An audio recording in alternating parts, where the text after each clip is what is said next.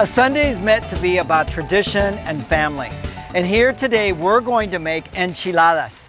And the word enchilada is so common, it's used so randomly. But what's great is that through many parts of Mexico, not only is every region, every town, but every family makes them just a little bit different. So today we have our dear friend Margarita that's going to be showing us how we make these wonderful dishes. To explain a little bit about them, let me first of all talk about the mole. And mole is very typical to the cities of Oaxaca and Puebla. And in this region, it's a wonderful, thick, rich sauce that is based from a bitter chocolate or a chocolate. There is red moles, there's green moles, there is, of course, the dark moles. And what a great way for us to be able to take and make these enchiladas just like this. Margarita, buenos días, ¿cómo está? Bienvenida. Muchas gracias. Dígame un poquito de las enchiladas. ¿Qué estamos haciendo hoy? Estamos haciendo unas deliciosas enchiladas con pollo envueltas en pollo. Perfecto. ¿Y esto es una tradición de ustedes en México? Sí, es una tradición mexicana que las hacemos siempre que nos reunimos con la familia en eventos especiales en mi pueblo. Perfecto. So these are chicken enchiladas, as Margarita has been letting me know. Obviously, learning and having two languages is very helpful, especially like this. And Margarita feels a little more comfortable, of course, telling about her culture in her native language. And so today, as you see, we're using a brasera, a wonderful concept of a type of grill, and it's filled with coal. And in that, we also have the ability for it to use the copper top, which is domed, to be able to put the hot oil. As you can see, Margarita is taking the corn tortillas and then dipping them into the chocolate mole. And we'll talk a little bit about mole, or you'll be able to get the whole concept of mole and how it's made. It is very long and time consuming. That's why we're not really doing a lot of that today. But we wanted to show you a typical day on a Sunday with family in the Hispanic culture. So in here, as you can see, they're being made, they're dipped in the mole, and then there is oil in the center there where the tortilla and the mole come together. Then filled with chicken, we put them on the side of the platter to keep them nice and hot. Now, what's even more interesting is how then we serve them.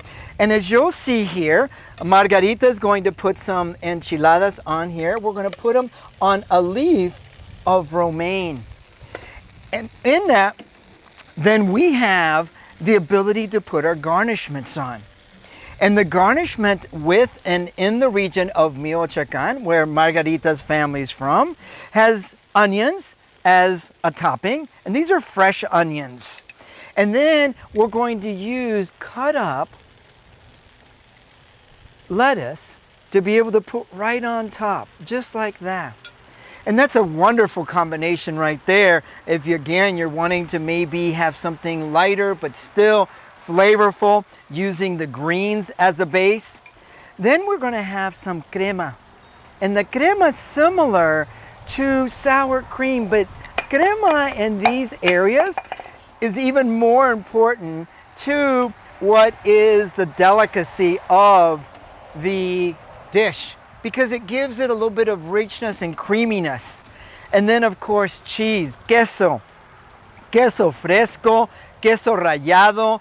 This is a grated cheese that goes right on top, and it makes a wonderful combination.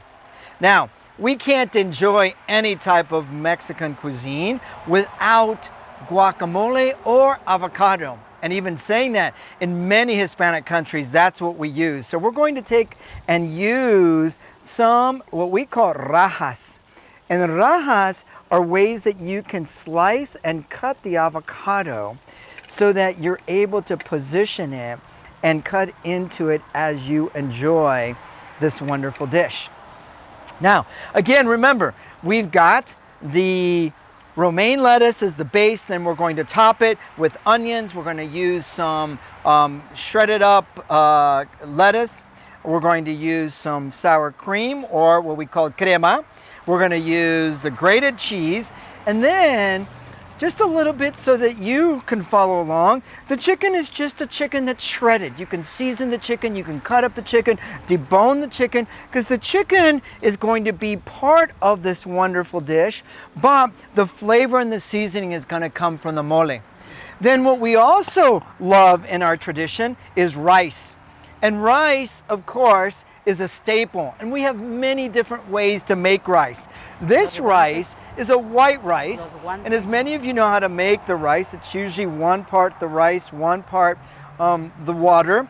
And this one has peas, a little bit of garlic, a little bit of seasoning and onions, but we use this as a type of partner for this great meal. And it's very easy to make. So any type of rice that you feel comfortable with would work here as well.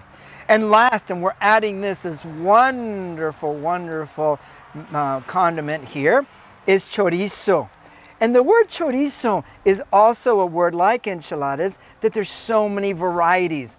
A lot of folks think that it's only derived from pork. But you can have bison chorizo, you can have beef chorizo, you can have all different kinds of different chorizos. In Spain, of course, they say chorizo. And again, many cities within Spain have a variety of sausages that they are known for and that they're appreciated for. So this chorizo you can find at El Mesón, which we make our own chorizo. You can find it at many of the Latin American or Mexican stores throughout town. And again, usually the Mexican chorizo is a little bit spicier, flavorful, and then you go into the Spanish ones, which have a little bit more of the garlic, more of the seasoning, but there's all different grades of chorizo, and it's a great way to be able to add to a wonderful dish. So this is our entree today. You can feel free to take any of these ingredients, leave them out, add them on. The kids love them as much as we do, and it's a great way to enjoy a Sunday with family, enchiladas as the main meal.